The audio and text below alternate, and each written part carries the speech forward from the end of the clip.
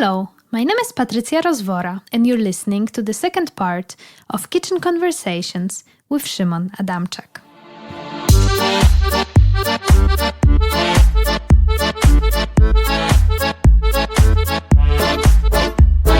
So we finished on the wooden plank. If you could talk about the symbolic meaning of that element in your show. It's symbolic, but it's also very material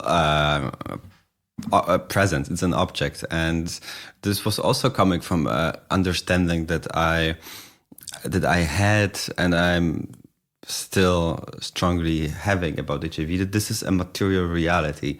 Like even if the virus is, invisible, almost tiny on a molecular level, it does exist. So, I was, this plank came by accident. I was already working a bit with wood in the kind of previous works in school. School also has a workroom that's to cut wood, to do wood stuff. Workshop? A workshop, yeah. Exactly. And this is where I found a plank. This plank is almost exactly the same of my height. And I found... That is how tall? 183. Right. Yes. And I was really, I don't know why, but this, I found two planks. There were two people, me and him, a duet. And on one of the sides of this plank, there was this baby pink paint. It was painted baby pink. I was like, why? But I just liked it as an object. Like, I did not know why it was made and what for. It's a found object. But I felt drawn immediately to it. But I had this very silly idea, like, okay, if I figure out how to work with this plank, maybe I will figure out what living with HIV is like. This is just a kind of a silly thought I had. And just, for me, this performance is also about this very much about fighting with the matter of the problem that you work with, and pressing yourself onto this problem, seeing your limitations. This plank is very much about revealing to what way a body is limited and can be limited, and on the other hand, this was a tool to work with the performer as well. Like, I was very curious, I wanted to exhaust him. I wanted to really make him tired. I really wanted to see what is his limit. Like, the searching for your own personal limits and physical limits was a theme for me as well. And this plank could mediate this desire. And of course, this plank is phallic. It's has its connotation. If you take it behind your back, you look like a Jesus. Like somehow there's so many meaning that is can unfold when you work with it. But this is also just wood. It's just the simplicity of it. My grandpa was carpenter. For me, this was such an obvious choice in a way. Like, I was really drawn to this. To this object, yeah. And you always carry it with you wherever you go to perform, right? It's always the same two wooden planks. Exactly. And this is and they've been also hanging on the exhibition. And one of the planks has something. So, and I don't think you can see it on a recording. So, a certain moment while we were discussing with Billy a certain dramaturgy of the piece. Because we were discussing also what is dramaturgy of living with HIV back then. What is this narrative? What is the storyline of it all? And I really like this this part. This was a really changing moment for the work as well. That it's not that like, okay, you get infected and it's inevitable that you will die. This is let's say the main story we know of HIV. It's a tragedy, right? And this is something else. This is this ongoing situation where in a way, the worst has happened. The worst that you've been fed to live with this fear of, you are, as a gay guy socialized in Poland, like this is the worst thing that can happen you to get HIV, right? And when you get HIV, you're like, it's not that bad. Like I will be able to live the regular life and so on and so forth. So there's this to it as well. So we were talking about the Walking Dead, the zombie post-apocalyptic thing, and this was also quite a topic with my advisor. We were also talking about this kind of zombies in arts in general, and this precarious labor as us being zombies in capitalism. And also just working with this power of the dead behind you and the presence of death in a way, like this was also very strong for me. So, in this looking at Walking Dead, this was our this point that, the worst happened, that you were turned into something, like not in a zombie, let's say into a HIV positive person. And, in the world of the Walking Dead, the author, as long as the author writes, the universe lives. As long as it's just circular, it's just never ending. This is why we also got this understanding that we're in some sort of a limbo. Within within a body, within a cell, maybe. So this is kind of understanding that we had. So I cut out specifically letters of The Walking Dead, and I pressed the theater tape on one of the planks, and I left it there for 2 or 3 months, and then I took it out, and there is still this after image, this pressed letters of The Walking Dead on one of the planks. So this plank was mine. That's the one you used mostly. And this has been a challenge, Also, when you think of organizing a performance, you're like, this is just a piece of wood, right? But it's long, it's very... Yeah, exactly. How to transport this? Exactly, yeah. It's actually a pain in the ass to transport it. And you cannot ask anyone else to reproduce it for you. It's really a found object. And there's 2 other quite characteristic elements on the stage, which we already talked a bit before our recording started. But I would like to ask you to say something more about the little garden you have on the stage. How does it connect to the story of the performance? Yeah, the garden... it's of course a choice to have the garden like this, and gardens have been have history in the context of community response to HIV and AIDS, like especially in the 80s, community gardens for people living with HIV were an important place to meet, to find some peace in this catastrophe, and I knew of course that about Derek Jarman's garden. I was a bit inspired by this, but my very first thought was coming from I have these bottles. What can I do with those bottles? It's a piece of plastic, and what people throw it away. What do they do?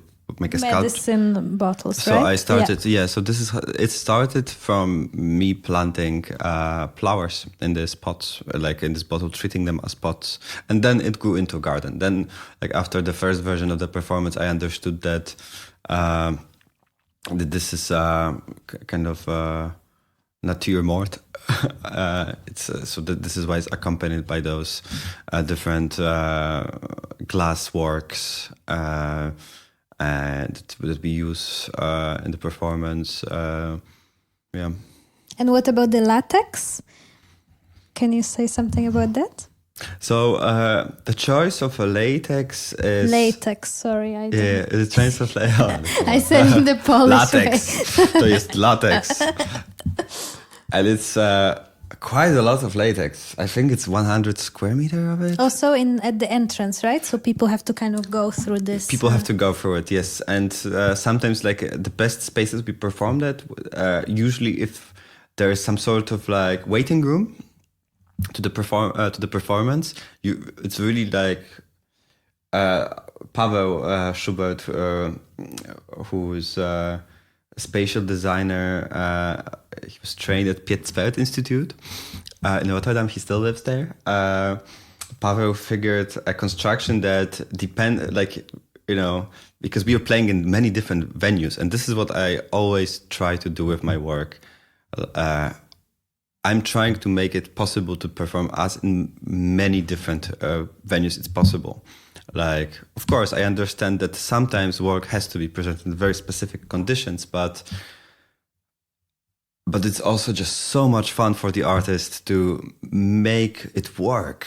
So the doors of latex that Paweł has made are also you can change the size of them. You can fold the latex specifically, so it can be smaller doors. It can be 2x2 doors. Ah, right. It's really there's certain kind of also design rule behind that. It can be sizable. It's bigger, smaller. It depends on what you need. And here I was very happy. Here it was very, very, very, very nice collaboration for me, because I was studying how artists of different generations and of different disciplines been working with HIV as well. So what kind of material people work. And for me, it was clear that I will not work with blood. Blood was something very strongly used in the 90s and later on. And I think we live in a bit different moment. We are more surrounded by we have different content of what's artificial, I think, today. Plastic, pills, all those kind of things. Late capitalism, I think this is we are more aware of this biochemical regime that it's surrounding us and that we rely on in a way. So for me, the set of materials that to work with had to be different. I was interested in this as well. So you will see also in the most contemporary work people using medication bottles. This is also emancipatory gesture for many, and for me, I think probably as well. But so with Paweł, we were looking for we're really looking for a material that would carry the risk, that would also, it was also a choice to enhance and support our stage actions. Like, it's another partner to work with this latex. It's it has a bit of its own agency to a certain degree. So this was for us interesting. And of course, you're going through latex, through a hall made in latex. So you're invited to the world where HIV transmission have happened.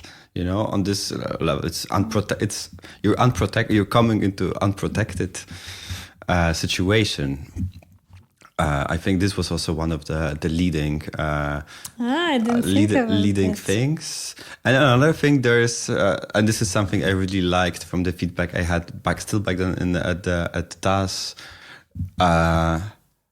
This baby pink, we use 3 colors, but there is something maternal to the colors of it. There is something of a womb.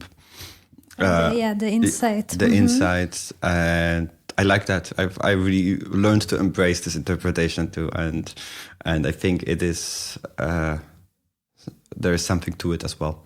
And there are sometimes you cannot see it on the video, but there are like 2 latex pieces falling onto the audience, and depending on the spatial arrangement, we could twist them a bit so they look like DNA helix.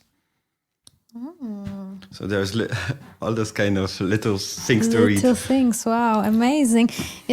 very cool that you still have so much to say about it, because I read a lot of interviews with you, although they were done in Polish, so maybe it's a bit different. But like, there's still so much to add to this. It's great.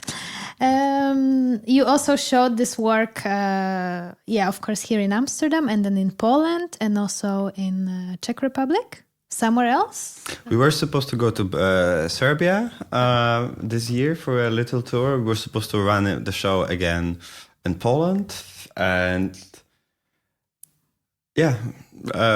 so for now, in this three yes, situations. And how different was it? Can you say a little bit how, like? Quite different. Oh yes. I mean, of course, in Amsterdam, we presented the show first in the school, and then like we developed, like I had this burnout and break, and developed it further to present it, knowing actually that I will have a tour in Poland. So we presented at Fringe Festival, and amazing, great. It was a nice experience, somehow new for me, because I hoped, of course, that this work would be picked up by a production house here or theater. But this is also the perks of you coming from different market, different background. And this is people only saw the work you did in here. They don't know of your pieces and things that you have made in other places. There is not much things from Poland comes to the Netherlands, barely anything. So I had this different introduction to the market here. So I knew that I have to do it on my own, and I have to self-produce this work.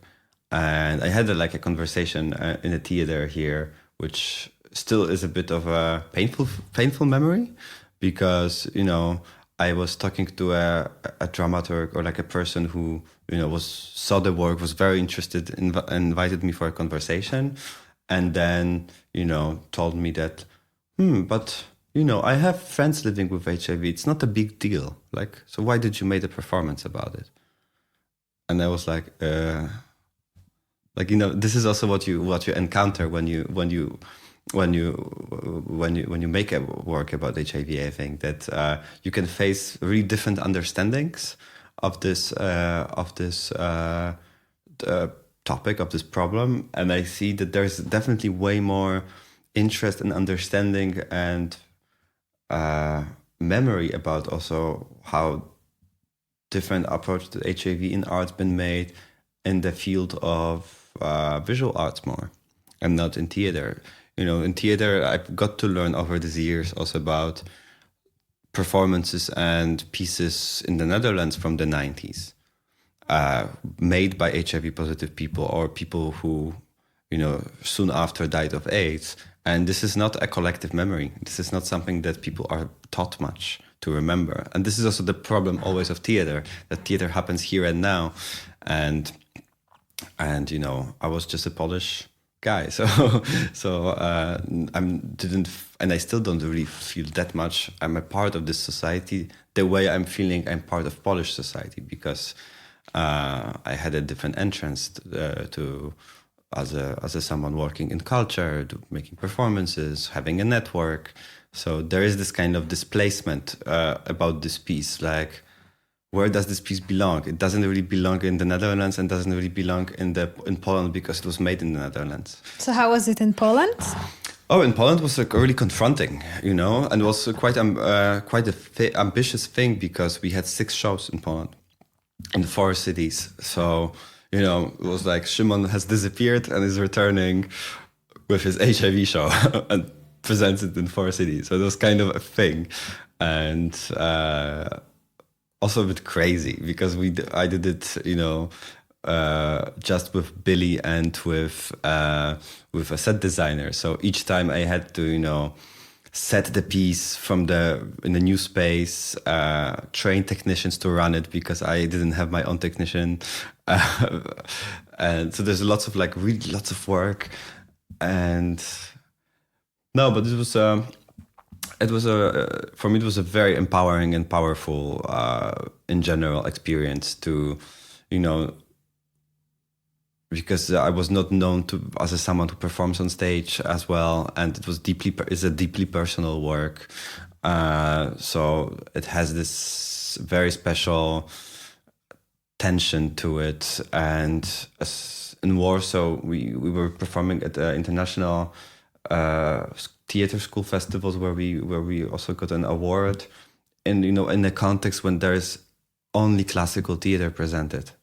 And suddenly there's this, homoerotic, show from the Netherlands by a Polish guy who's Can be not very speaking confusing. Polish on stage, but English. What's going on? Yeah. And but there was international jury, and we've heard also there was quite a conflict about us, to give them award or not to give them award. Are there some different order? It was very interesting.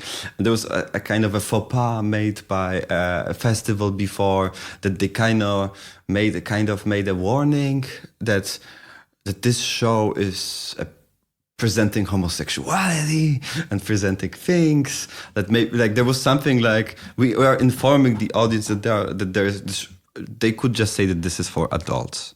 Yeah, I mean, what was meant by this comment? Yes, of course they apologized, and this happened just before we came to Poland. So we came with this a bit of moment of tension, but of course politically, it was 2 months after also situation in Białystok happened. There's been more tension towards LGBTQ rights, and so this was interesting. And one of the places this was amazing. One of the places, a journalist asked me, "Hey, so is this performer you're working with? Is this actor that you're working with? Did he infected you with HIV?" I was like, whoa, this could have been a performance.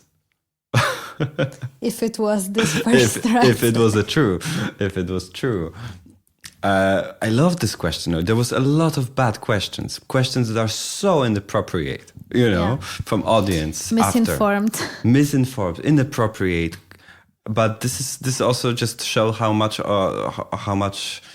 important it is also to have direct and as well conversation that have a certain setup. That's why in this tour we also learned on spot. After 2 shows, we were like, shit, this audience needs explanation. This one is curious to learn what happened that these 2 guys are doing this kind of things. We don't have access to it to a certain degree. We feel what's going on emotionally, but there's many things that we just never had imagined that could be presented on stage. So this was really beautiful. And especially in Poznań and Kraków, we had a fantastic conversation. And in Warsaw, a friend of mine who's a fantastic journalist, and he's someone very important for a queer community as well as a trans journalist who's openly working with his transition, and he was very nicely and clearly saying hey, I can really connect to what you're presenting, because you're making HIV as part of your identity. It's a certain process of transition in your identity and claiming this as part of, and this was really beautiful for me. And, performing in front of my mother, performing in front of my family. I wanted to ask, if your family was there. Yeah. This was, and friends that I left for Kraków and then to Amsterdam to see me again in this condition. Just emotional. But in Czech Republic was very interesting because there we were really happy also to host an HIV positive activist and a professor of gender studies as a conversation partners. After there, we really felt it was needed to give context to audience. It was interestingly international audience. It was in part of socially oriented, socially engaged theater festival.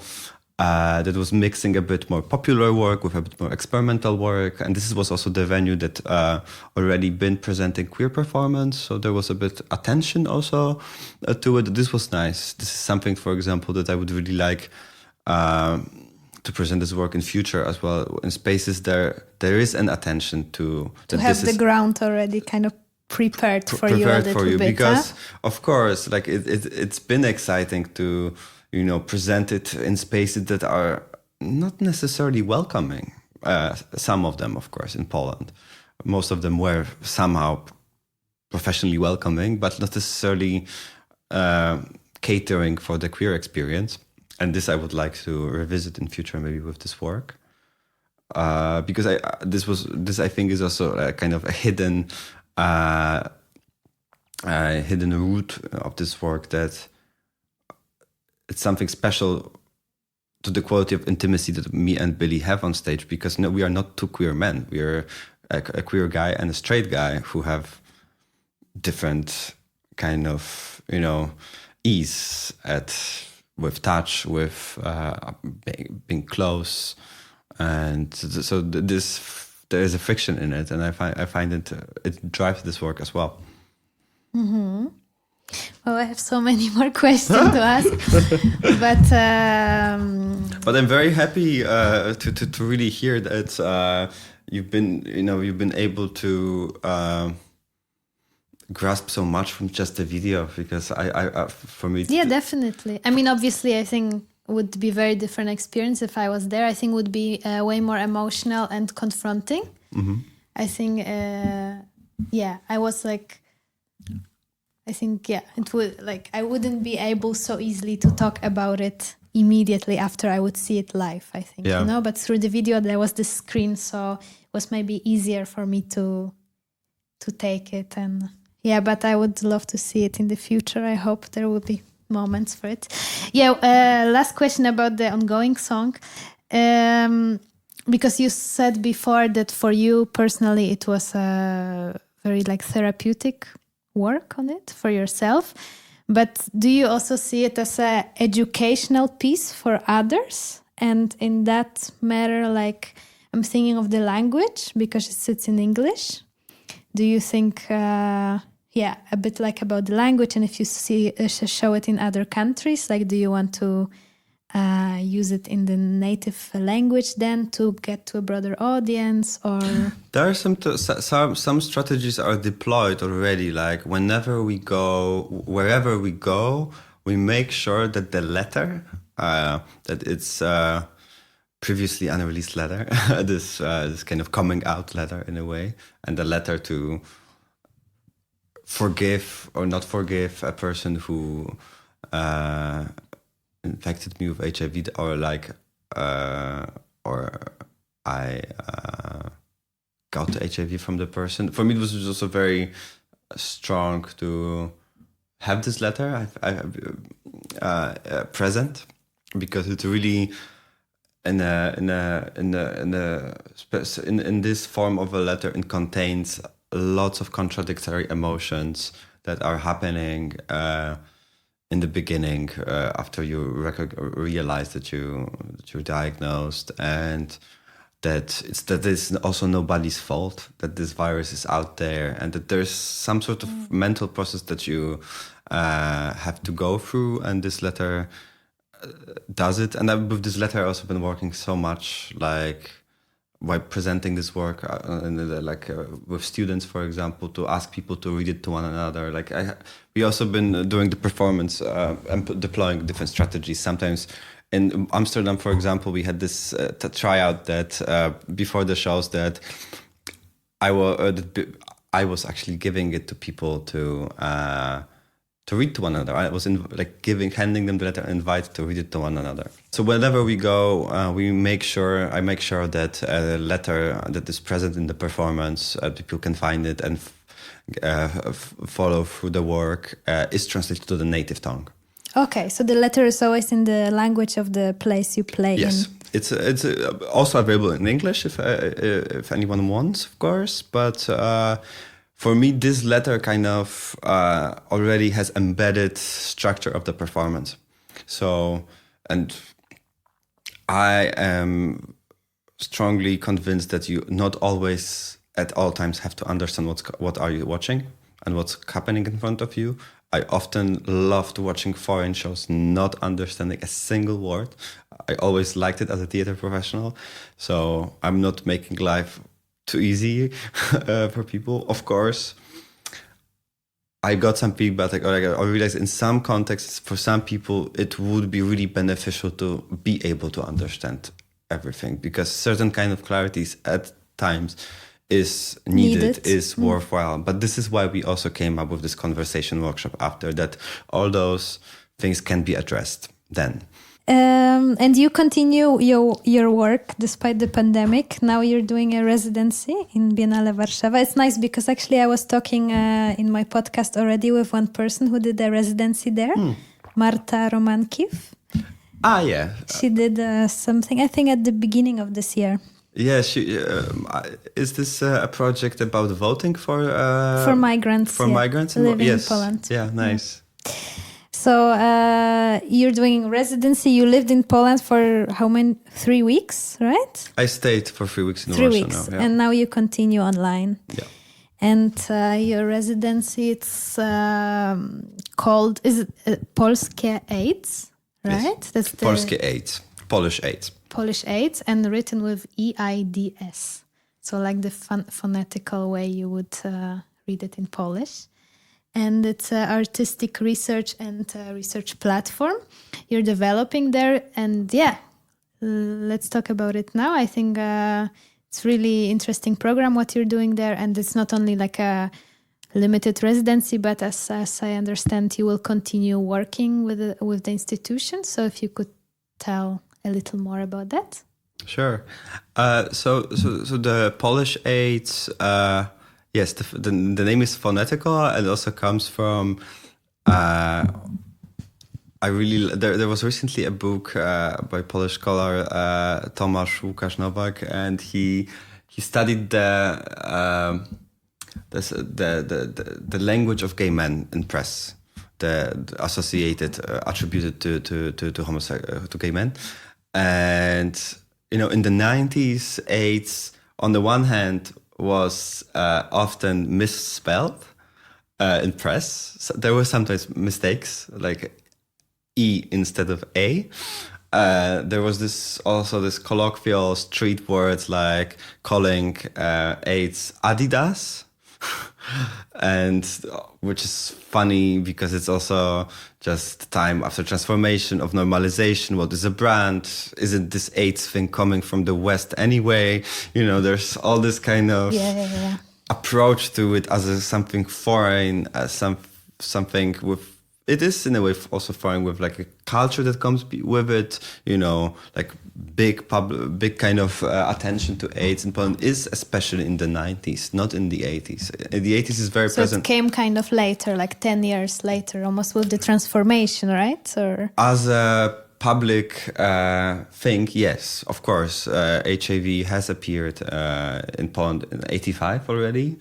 And ironically enough, it was an American citizen that was brought by his Polish lover to Gliwice, where he died.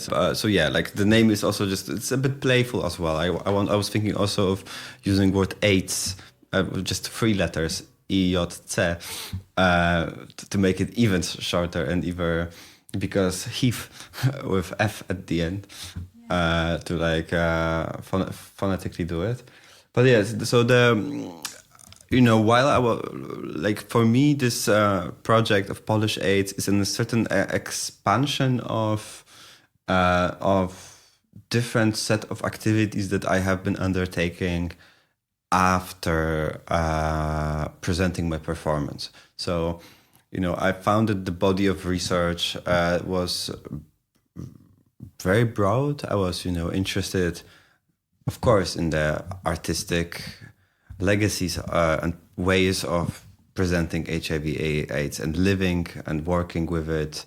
I was studying literature, very strongly literature, AIDS journals, and many other things. So I was really trying to study a wealthy amount of HIV and AIDS related material from different disciplines about the Netherlands, about France, about United States, and different geographies and so on. And this also led me, okay, but what is AIDS about in Poland? What's so specific about Polish response to HIV and AIDS? What's Polish about HIV and AIDS? And but so this geo-economical, geosocial, like it's really like I'm really interested in not only the geo-specific to Poland discourses, to also to think of Poland as a certain where on the map of the world when it comes to the importance of the pandemic is Poland. Like I have such a broad understanding how many things, how many phenomena are linked to HIV and AIDS in many places. And some of them I can see in Poland, some of them are not present. So why they are not present? What's specific about this place? And so with new engagements and with new presentation platforms like this Creative Six States in Arsenal and Poznan, and being in conversation with the scholars and curators who co-curated HIV stories, living politics in Biennale Warszawa. Like this also gave this path a certain way. I was like, okay, so for the very first time since mid-90s, where there was a first and only directly themed AIDS-themed exhibition in Poland by Artur Żmijewski in 95, I think. So, 25 years after, like we have suddenly two shows, two initiatives that bring far different perspective on the epidemic. And in Creative Six States we have for the very first time Polish HIV positive artists presenting. Among me there's also Bartek Arobal-Koczemba, who lives in Copenhagen as a fantastic drawing artist, and the project presented in Biennale, the exhibition, was an effect of a larger, several years long academic project called Europach, I think. And this is between Poland, Turkey, Germany, UK, and I think Switzerland, I'm not sure. But several countries, several scholars, and so they've been studying how different bodies, political actors, been shaping their responses to HIV and AIDS.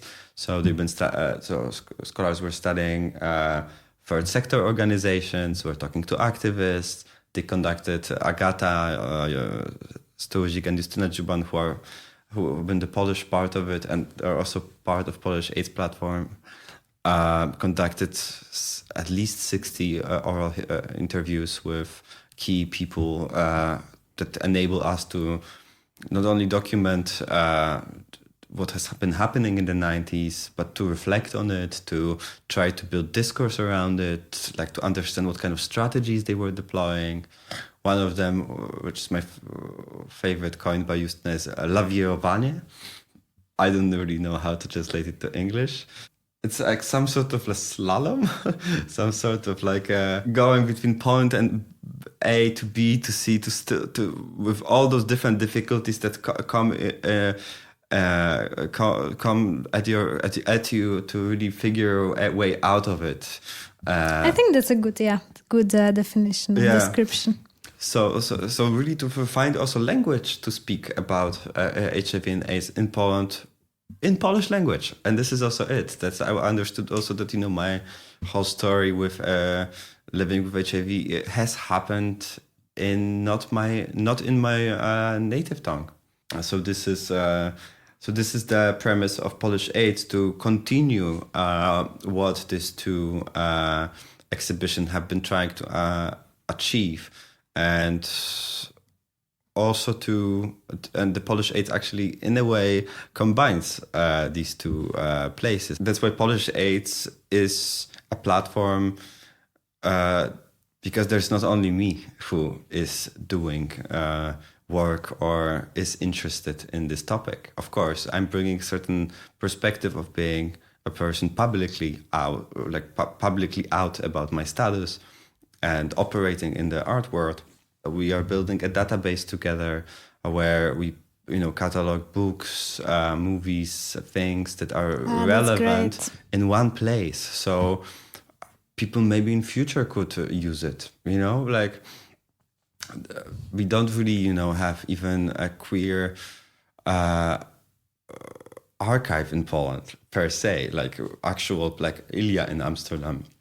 I'm sometimes using their services. There is the most of the material actually about HIV in Poland is located in Lambda Warszawa, and Lambda has a sort of unofficial queer archive where most of the press in the 80s, are about HIV or are connected to HIV, and some of them, like Ryszard Kisiel, zines have been initiated to inform people about HIV, to inform your community through letters or like through zine in this case.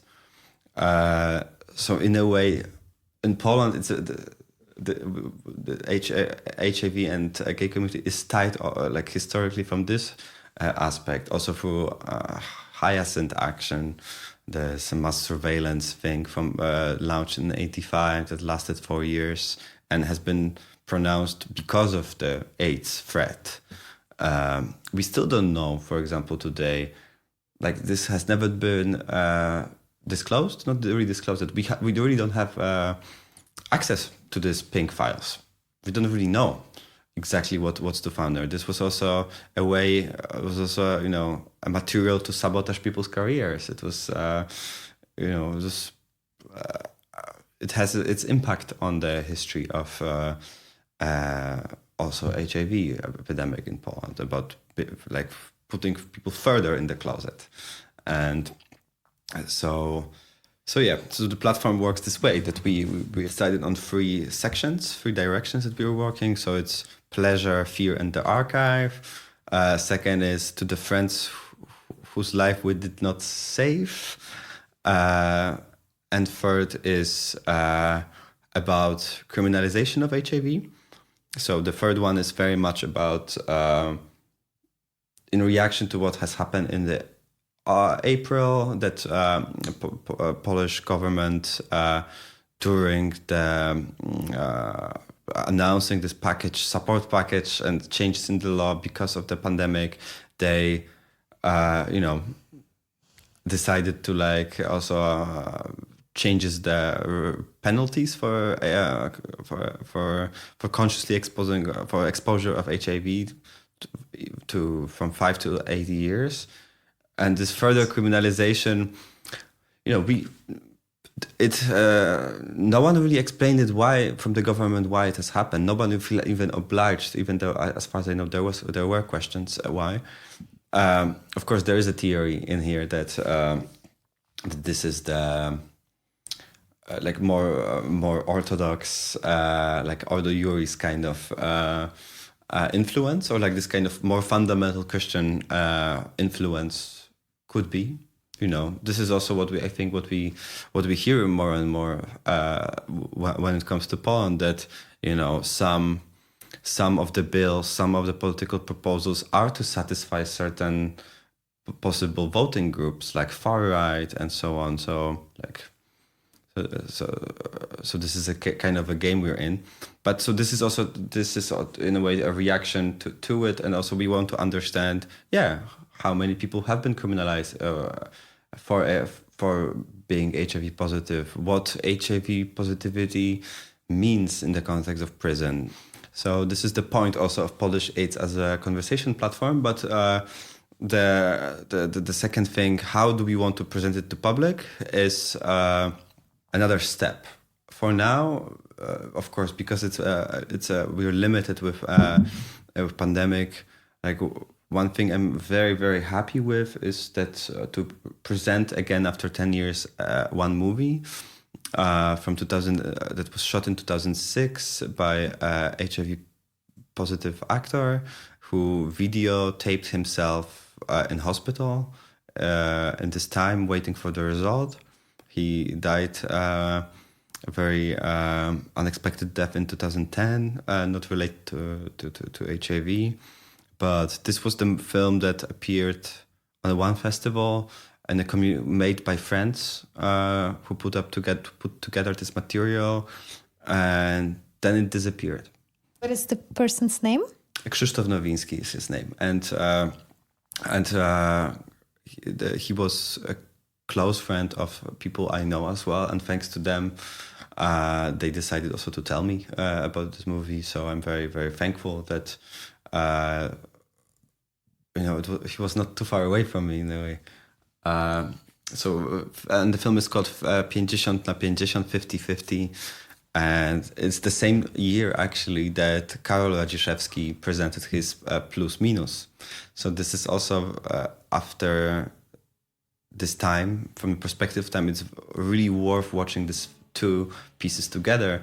One is of upcoming queer artist who's now such a leading name and such an important person who paved also for the way for people like me, of course, to present and make sure that HIV and AIDS is visible somehow in culture. Of course, it's a different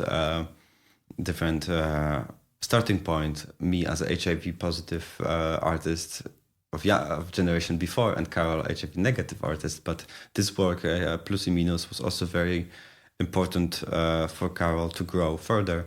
So I find it super exciting somehow that these two works are coinciding and from the same year. And where will the work be? Can people see it somewhere, or will you present it somewhere? So we're organizing now like a 4-day program for like in connection to the World's AIDS Day, and so it's 3 days streaming of the film online that you can just... Beginning of December, right? Yes, we will watch this. The film will be available, both of them. Karol also agreed to offer his work for people to see again, because it's mostly presented in the gallery circuit to 2 to 4 December via Biennale Warszawa. Yeah. Nice. I will include the link under my podcast. Great. I think this is a really nice moment to round it up. I think there's really a lot of information we got from you. I know. You're a great talker, I have to say, and I learned a lot. And thanks for sharing. I think you were also oversharing, like, for this past years, like, about this project and about your work. God, this is such a right word. It's so much oversharing. But I'm happy that you wanted to do it again here. And last but not least, I always ask about your favorite food from your place you call home. So I guess it would be your favorite Polish food. Okay. One item. Rather like the favorite. Okay, really favorite. What you're craving for when you're like nostalgic about home. I have two things. One is my grandma's Rosół, chicken soup noodles, but she's been making her own noodles, and I think this made it very special, and there was lots of parsley in it. I just love that. And secondly, Pyry z gzikiem, because I'm from Poznań. It's just, potatoes with quark and onion and... So good. And and sometimes they use this oil from rapeseed, called rapeseed oil. This is the kind of hit trick to make it really amazing. And I have to admit it. I really do love food from theater buffet. Like in all those theaters or many theaters I was working, there was always this worker buffet where there were always like classic Polish cuisine that was Homemade always home cuisine that was always made from the heart and always made so nice. And this is something I really do miss. Nice. Thank you so much, Szymon. Thank you.